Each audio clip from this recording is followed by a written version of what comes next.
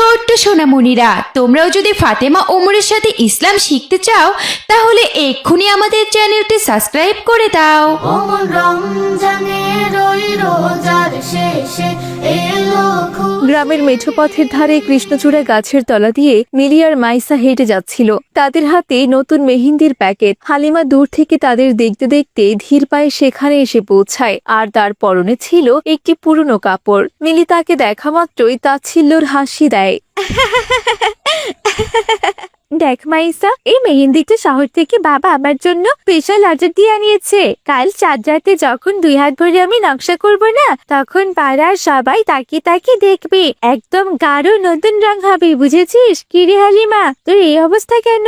তুই এবার ঈদে মেহেন্দি পরবি না? জানি না রে মিলি, মা বলেছে কাল যদি বাজার থেকে ফেরার পথে টাকা বাঁচে তবে একটা মেহেন্দি কিনে দিবে বলেছিল। টাকা বাঁচলে মেহেন্দি কিনে দিবে?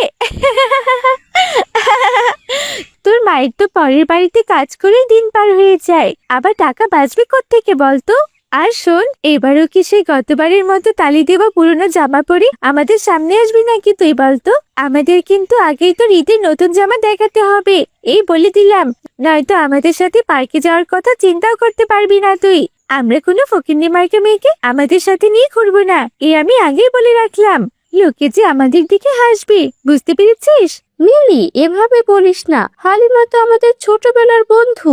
ওর বাবা নেই, ওর মায়ের যে কত কষ্ট সেটা তুই বুঝিস না কেন? ঈদের দিন আমরা সবাই ফিটফাট থাকবো, বুঝতে পেরেছিস? আর ও যদি ময়লা জামা কাপড় পরে আমাদের পাশে হাঁটে তবে আমাদের ইজ্জত থাকবে? লোকে বলবে মিলির বন্ধুরা কত গরিব। মনে আছে তো, গতবারও দর্জির অজুহাত দিয়ে পুরনো জামা পরে আমাদের সামনে এসেছিল। আমি তো লজ্জায় ওর পাশে দাঁড়াতেও পারিনি। হালিমা, এবার কি তোর মা নতুন জামা দেওয়ার কথা বলে দিয়েছে বলতো? নাকি এবারও সেই পুরনো কাপড়ে তোর ঈদ কাটবে? কোনটা? না, মা এবার কথা দিয়েছে একটা নতুন জামা আমাকে দেবেই দেবে। মা রাত জেগে বেশি বেশি কাজ করে টাকা জমাচ্ছে। আমার বাবা থাকলে তো আমাকে কারো কাছে ছোট হতে হতো না। মা একা সংসার সামলাতে পারে না বলে আমারও মন খারাপ হয় মিলি, কিন্তু মার উপর আমার ভরসা আছে।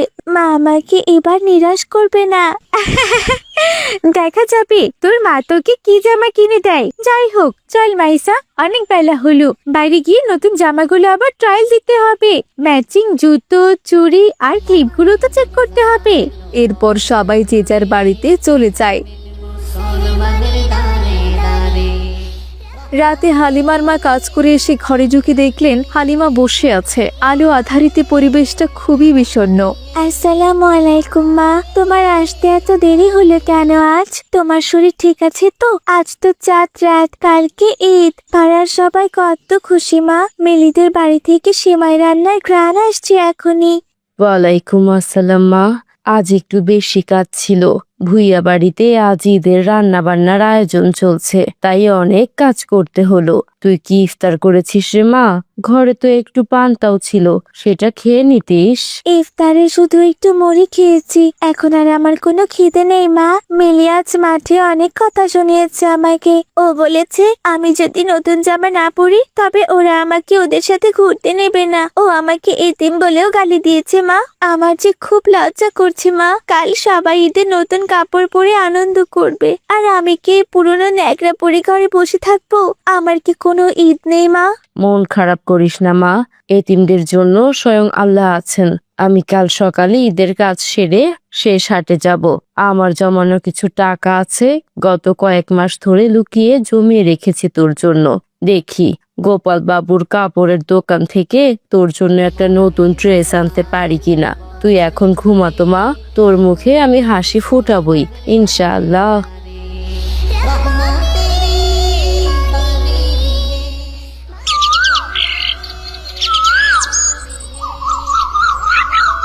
আজ ঈদের সকালে গ্রামে খুশির বন্যা বয়ে যাচ্ছে, কিন্তু হালিমার ঘরে উৎসবের রেশ মাত্র নেই। হালিমার মা সকালে উঠে সাধারণ কিছু চালের গুঁড়োর পায়েস তৈরি করেছেন। ঈদ মোবারক মা, এই দেখ একটু চিনি দিয়ে পায়েস করেছি। আজ তো খুশির দিন, গোসল করে আয়। একটু মুখে দে মা, মুখটা এমন শুকনো করে রাখিস না। ঈদ মোবারক মা। কিন্তু মা, আমার নতুন জামাটা কোথায়? তুমি না বলেছিলে আমার জন্য একটা জামার ব্যবস্থা করবে। কোথায় আমার ঈদের জামা মা? বলো, কোথায় আমার ঈদের জামা? বলো না। তুই চিন্তা করিস না, আমি এখনই ভুইয়া বাড়িতে কাজে যাচ্ছি। ওদের একটু কাজ সেরে দিয়ে তারপরে গোপালের কাপড়ের দোকান থেকে তোর জামা নিয়ে আসবো। আমি হাত পা ধরে হলেও কোনো একটা ব্যবস্থা করব। তুই একটু অপেক্ষা কর মা। আজ তো ঈদের দিন মা, এখন জামা দিয়ে কি হবে? সবাই তো নামাজ পড়ে সেজে গুজে ঘুরছে। মিলি একটু পর নিশ্চয় আসবে। আজ এই পুরাতন জামা পরা দেখি কত হাসি ঠাট্টা যে করবে। আমি আর কারো সামনেই যাব না মা, এই ঘরে মুখ লুকিয়ে বসে থাকবো। এরপর হালিমার মা ভুইয়া বাড়িতে কাজে চলে যায়। এদিকে মিলি আর মাইসা তাদের ঝকঝকে নতুন পোশাকে সজ্জিত হয়ে হালিমার উঠোনে আসে। কি রে হালিমা, নামাজ তো হয়ে গেল, তুই এখনো সে পুরনো কাপড়ে আছিস যে? তোর মা বুঝি একটা নতুন জামা ভিক্ষা করেও জোগাড় করতে পারলো না? আমরা তো এখন পার্কে গিয়ে বড় বড় আইসক্রিম খাবো, বিরিয়ানিও খাবো। তুই ঘরে বসে মাটির হাঁড়ি করে নিয়ে খেয়াল, বুঝতে পেরেছিস? আর তোর মাকে বলে দিস, যদি জামা দিতে না পারে তবে যেন অন্তত একটা পরিষ্কার ন্যাকড়া কিনে দেয় তোকে। তাহলে অন্তত তুই এই ন্যাকড়াটা পরে ঈদ করতে পারবি। মিলি, চল তো এখান থেকে। কেন অযথা ওকে অপমান করছিস? অপমান করবো না? ওর কপালে কি আর আমাদের মধ্যে নতুন জামা জোটে? ওর মা তো শুধু বড় বড় কথাই বলতে পারে। হয়তো এখন কারো দুয়ারে দুয়ারে ঘুরছে এক টুকরো পুরনো কাপড়ের জন্য। চল মাইসা, ওর সাথে কথা বলে সময় নষ্ট করে কোনো লাভ নেই। হালিমা তুই থাক, আমরা গেলাম। এদিকে হালিমার মা তাড়াতাড়ি ভুইয়া বাড়ির কাজ শেষ করে পাগলের মতো বাজারের দিকে ছুটে যান। বাজারে হিন্দু দোকানি গোপাল বাবু তার কাপড়ের দোকান আগলে বসে আছেন। গোপাল দাদা, আমার মেয়ের জন্য একটা নতুন জামা হবে, দোহাই আপনার। খুব দামি লাগবে না, শুধু যেন ওর গা ঢাকা যায় এমন একটা নতুন জামা দিন না আমাকে। গোপাল দাদা, আমার কাছে মাত্র 300 টাকা আছে, এই টাকাটা রাখুন না, বাকিটা আমি কাজ করে পরে দিয়ে দেব। দোহাই আপনার, জামাটা দিন। মেয়েটা আমার সকাল থেকে না খেয়ে কাঁদছে, ওর বান্ধবীরা ওকে অনেক অপমান করেছে দাদা, একটা ঈদের জামার জন্য। এইসব কি তামাশা করেন দিদি? 1000 টাকার জামা 300 টাকায় দিমু? আমি কি এখানে তান ছত্র খুলেছি নাকি? যান এখান থেকে, ঈদের দিনে আমার কপাল পুরাবেন না। 1000 টাকায় নিতে পারলে নেন, অথবা অযথা আমার সময় নষ্ট করবেন না।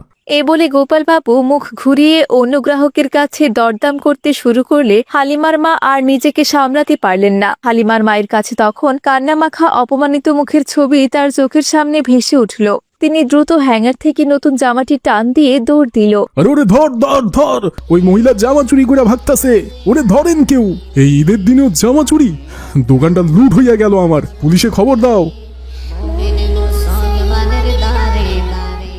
এদিকে হালিমার মা দৌড়াতে দৌড়াতে হাঁপিয়ে গিয়ে আব্দুর রহমান সাহেবের সামনে গিয়ে পড়ে। আব্দুর রহমান ঈদে ঘুরতে বেরিয়েছে, সাথে তার ছেলে ওমর এবং মেয়ে ফাতিমাও রয়েছে।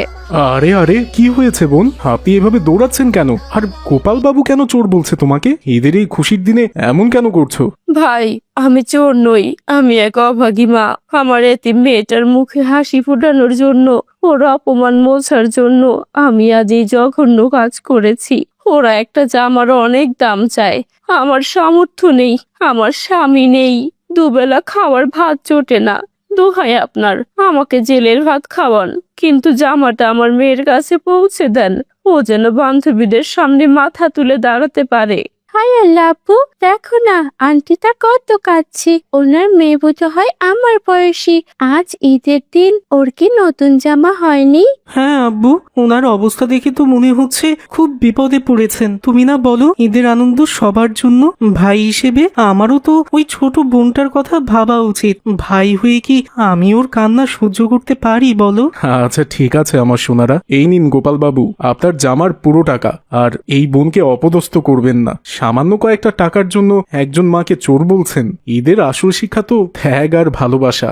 গোপাল বাবু, আপনি হিন্দু হতে পারেন, কিন্তু মানবতার ধর্ম তো একটাই। আন্টি, আপনি চিন্তা করবেন না, আব্বু সব ব্যবস্থা করে দিচ্ছে। আমাদের পক্ষ থেকে এই জামাটা আমার ওই ছোট বোনকে দিবেন, ওকে বলবেন ওর এক বড় ভাইয়া ওকে এই উপহারটা দিয়েছে। হ্যাঁ আন্টি, ওর সাথে আমার খুব ভাব হবে। আমাকে ওর কাছে একদিন নিয়ে যেও কিন্তু।